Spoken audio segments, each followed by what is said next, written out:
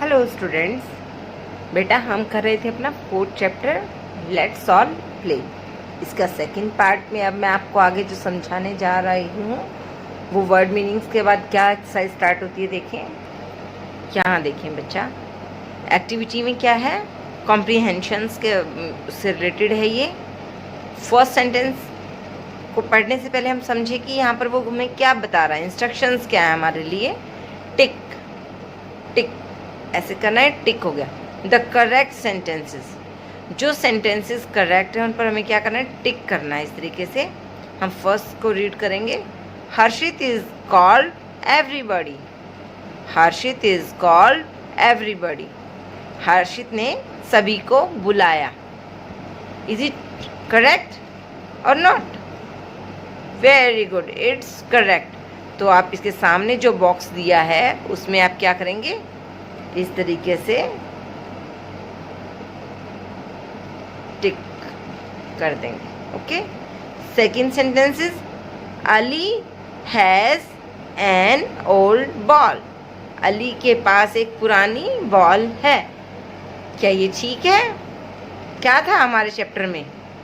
हमारे चैप्टर में old ball थी अली के पास। ये क्या था? वेरी गुड, इसका अपोजिट था, उल्टा बिल्कुल। उसके पास न्यू बॉल थी। आया था ना रीडिंग पोर्शन में। हाँ, Ali has an new ball. Ali ने खुद बताया था मेरे पास एक नई बॉल है। तो यानी कि ये सेंटेंस क्या है, करेक्ट है और इनकरेक्ट है? It's incorrect. तो आप इसको खाली छोड़ सकते हैं क्योंकि इन्होंने करेक्ट में टिक बोला है करने के लिए, या फिर आप याद रखने के लिए कि खाली क्यों छोड़ा, आप इसकी जगह खाली की बजाय से क्रॉस कर दीजिए। Okay. Third one is everybody decided to play kho kho. सभी ने निर्णय लिया। क्या निर्णय लिया? टू प्ले, खेलने का, खो खो। सभी ने खो खो खेलने का निर्णय लिया। Everybody decided to play kho kho. Is it correct? Yes, it's, बोलो बोलो, no, it's wrong, it's not correct. तो आप इसको भी ऐसे कट ही कर दीजिए। फोर्थ है Priya asked Raju to go for a picnic. Priya ने राजू को कहा, क्या कहा? टू गो, जाने के लिए, फॉर अ पिकनिक, एक पिकनिक के लिए। कहाँ जाने के लिए कहा था प्रिया ने? ये देखो चैप्टर में यही हमारे सामने है बिल्कुल। प्रिया ने राजू को कहा, Raju you come and join us. Raju you come and join us. किस लिए? प्लेइंग के लिए। क्या? पिट्ठू खेलने के लिए।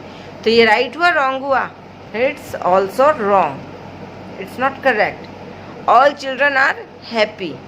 सभी बच्चे खुश हैं। क्या था बाद में? बच्चों ने हुर्रा किया था ना। तो हुर्रा किसकी निशानी था? हुर्रा हम खुशी में उछल कर ही बोलते हैं। तो यहाँ पर ये भी बिल्कुल ठीक है, करेक्ट सेंटेंस है। ये हमारा हो जाता है। इसके बाद बेटा आती है हमारी सेकंड एक्टिविटी, वोकेबलरी से। वोकेबलरी से एक्टिविटी फर्स्ट देखेंगे।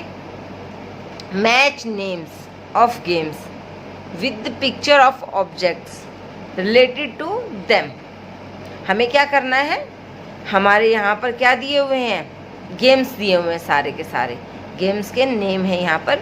और आपको इधर पिक्चर्स में से मैच करना है जोन से गेम से वो ऑब्जेक्ट मिलता है। क्योंकि हमें कुछ भी खेलते हैं तो उसके लिए कुछ प्लेइंग इंस्ट्रूमेंट्स की ज़रूरत होती है, ऑब्जेक्ट चीज़ों की ज़रूरत होती है, उन्हीं से वो खेल खेला जाता है। और कुछ खेल ऐसे भी होते हैं जिनमें हमें सिर्फ हम आपस में मिलकर खेल लेते हैं, मगर उसमें किसी ऑब्जेक्ट की ज़रूरत नहीं होती। आपको पता है ऐसा क्या है? आपको ज़रूर पता है क्योंकि बहुत से बच्चे खेलते हैं ज़्यादातर वो गेम। छुपम छुपाई है ना। हाँ, ऐसे बहुत सारे गेम्स हैं जिसमें हम इस तरह के किसी भी इंस्ट्रूमेंट की हमें ज़रूरत नहीं पड़ती। मगर यहाँ पर देखो, हमें मैच करना है जिन गेम्स में जो जो ऑब्जेक्ट हमें चाहिए, जो उससे रिलेटेड है। अब फर्स्ट गेम का नाम क्या है हमारा? बैडमिंटन। बैडमिंटन। बैडमिंटन खेलने के लिए हमें क्या क्या चाहिए? हमें बैडमिंटन खेलने के लिए मिनिमम से मिनिमम 2 चीज़ें चाहिए। एक होता है हमारा रैकेट और दूसरी शटल, है ना। तो यहाँ पर हमें दिया हुआ रैकेट, तो आप रैकेट से मैच कर देंगे। चिड़ी हमारी नहीं दी हुई है तो आपने एक को ढूंढा, उससे मैच कर दिया। सेकंड गेम का नेम क्या है? हॉकी। हॉकी के लिए क्या चाहिए? एक बॉल चाहिए और एक हॉकी स्टिक। तो ये हमारी हॉकी स्टिक। स्टिक मीन्स छड़ी, हॉकी की छड़ी हो जाता है फिर इसका नाम, स्टिक से मैच कर दिया। थर्ड गेम का क्या नाम है? क्रिकेट। क्रिकेट को आप किससे मैच करोगे? ये तो बहुत सभी बच्चों को पता होगा, क्योंकि सभी बच्चे लगभग खेलते हैं क्रिकेट, खेलते हो ना आप सभी। तो क्रिकेट के लिए क्या क्या चाहिए? Ball and bat. तो आप यहाँ बॉल तो है नहीं, बैट से मैच कर दीजिए। फोर्थ देखो, कैरम। अब कैरम एक बोर्ड के ऊपर खेला जाता है, उसकी अपनी गोटियाँ होती हैं, गोल गोल होती हैं, इस तरह से सर्कल के रूप में होती हैं, ऐसे जैसे 1 रुपये का सिक्का। जिन बच्चों ने देखा उनको पता होगा, लकड़ी की बनी हुई वो होती हैं, है ना। और हम उन्हें ट्रिगर से स्ट्रक करते हैं, ऐसे यहाँ बीच में रख के, और फिर ट्रिगर से ऐसे करके खेलते हैं। तो ये हमारा हो गया कैरम के साथ बोर्ड को मैच करेंगे, क्योंकि कैरम बोर्ड पर ही हम इस गेम को खेलते हैं, ये कैरम बोर्ड है, ठीक। तो कैरम को हमने बोर्ड से मैच कर दिया। अब last one is skipping. Skipping means रस्सा कूदना। तो रस्सा कूदने के लिए आपको किस चीज़ की ज़रूरत पड़ेगी? रस्सा कूदने के लिए रस्से की ज़रूरत पड़ेगी, यानी कि रोप। तो ये हमारी स्किपिंग रोप हो गई।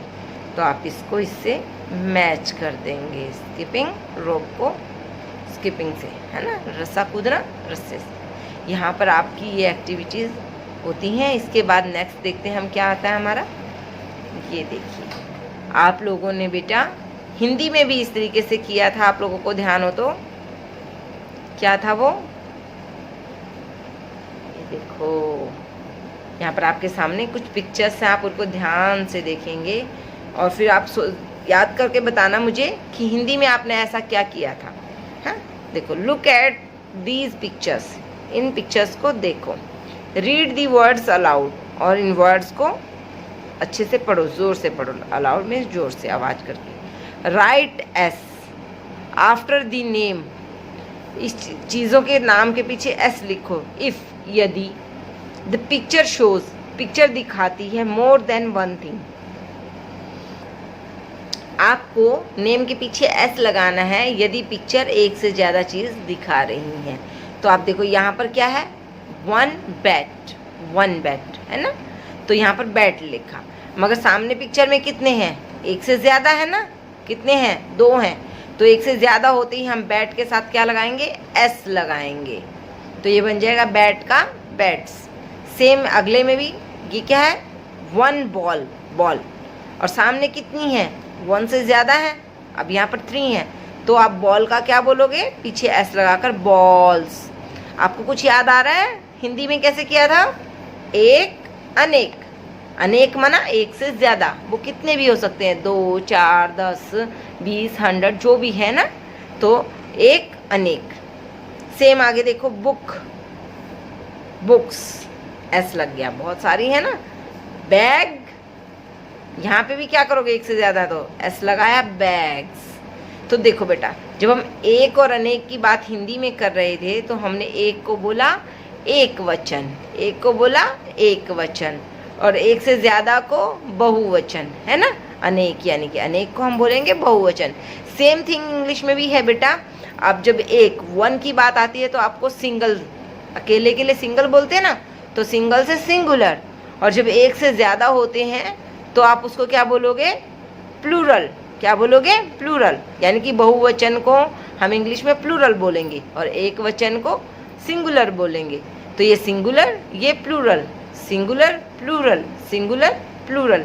अब आप ये ध्यान रखेंगे कि एक के लिए हम सिंगुलर और ज़्यादा के लिए प्लूरल वर्ड का यूज़ करते हैं। तो जब हमारे पास पेपर टेस्ट शीट में या किसी वर्कशीट में आता है तो क्या आएगा कि change the singular in plural, singular को प्लूरल में चेंज करना है, यानी कि एक से अनेक बनाने हैं। तो क्या लगेगा यहाँ पर? फिलहाल हमें क्या दिखाया गया है? एक से अनेक बनाने का एक तरीका है पीछे एस लगा करके, है ना। ये स्टार्टिंग मेथड है। आगे बढ़ोगे तो आपको और पता लगेगा एक से अनेक बनाने के और तरीके। यहाँ पर एक से अनेक बनाने का आपको एस लगाना है, ठीक, सिंगुलर प्लूरल। तो ये अब आपके लिए क्लियर हो जाना चाहिए कि एक अनेक, एक वचन, बहुवचन, सिंगुलर प्लूरल। ओके, ठीक है बेटा। आप इसको क्या करेंगे? इन वर्ड्स को अपनी कॉपी में राइट डाउन करेंगे और सामने उनके प्लूरल्स भी लिखेंगे। सेम थिंग यहाँ पर भी आप करेक्ट सेंटेंसेस का क्या करेंगे?